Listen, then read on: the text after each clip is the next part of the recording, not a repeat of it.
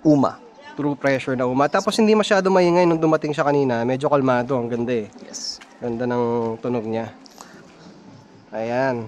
Meron pa ba tayong nakalimutan dito? Feeling ko... Sa makina, nagbago pa ako ng water pump.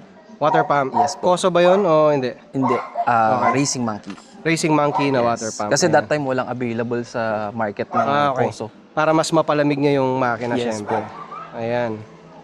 Okay guys, ayan, tingnan nyo naman ang linis ng unit niya. Kahit naulanan, pinunasan lang namin ng konti, malinis na ulit, oh. Add ko lang din, flow coat to, kaya sobrang gawa ni Justin.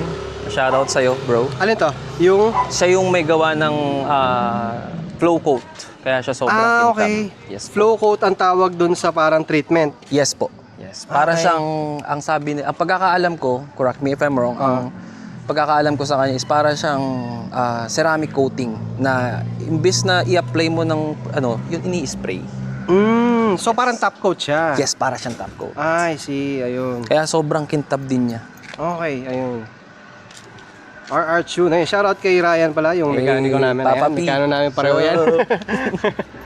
Ayan, so syempre, punta muna tayo sa montage and balikan natin.